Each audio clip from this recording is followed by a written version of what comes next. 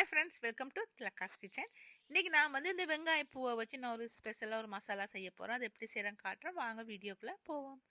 இப்போ ஒரு பாத்திரத்தை அடுப்பில் வச்சு நான் 2 மேசக்கரண்டி அளவு எண்ணெய் சேர்க்குறேன். இந்த எண்ணெயில் வந்து நான் ஒரு வெங்காயம் வெட்டி வச்சுருக்கிறேன், பெரிய வெங்காயமாக 2 பச்சை மிளகாயும் ஒரு தக்காளி பழமும். இந்த மூண்டையும் நான் இதுக்குள்ள சேர்த்து அந்த வெட்டி வச்ச வெங்காயப்பூ கீரை இருக்குது அதையும் ஒரு அளவான சைஸுக்கு வெட்டி வச்சு அதையும் இதோட நான் சேர்க்குறேன். வெங்காயம் வதங்கின பிறகு நாங்கள் அதை சேர்க்கக்கூடாது, ஏன்னா அது வந்து கொஞ்சம் திக்னஸ் கூட. அந்த வெங்காய பூவையும் நான் வந்து இதோட சேர்க்குறேன். சேர்த்தா தான் சேர்ந்து எல்லாம் உண்டா வதங்கி அவிஞ்சி வரும்.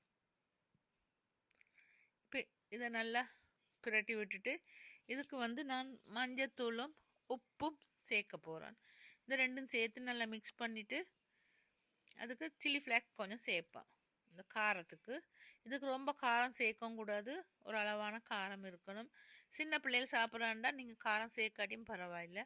இதுக்கு மஞ்சள் சேர்க்குறோம், உப்பு தேவையான அளவு சேர்க்குறோம். சேர்த்து இதுக்கு இன்னொரு சாமான் சேர்க்க போகிறேன், மாசித்தூள்.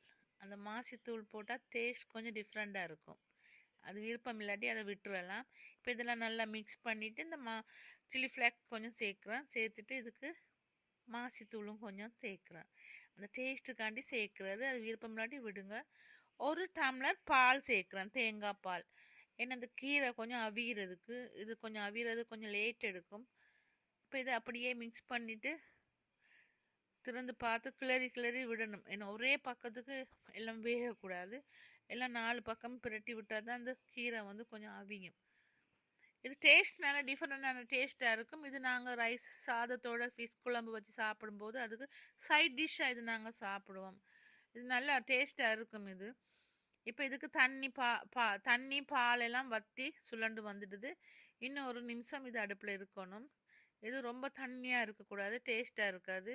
இது பிரட்டல் கறி மாதிரி தான் நான் இப்போ வைக்கிற மசாலா மாதிரி தான்.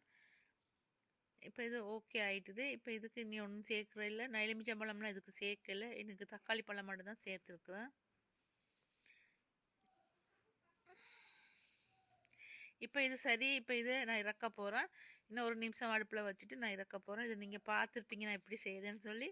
உங்களுக்கு இதெல்லாம் பிடிச்சிருந்தா நீங்கள் லைக் பண்ணுங்கள், ஷேர் பண்ணுங்கள், சப்ஸ்கிரைப் பண்ணுங்கள்.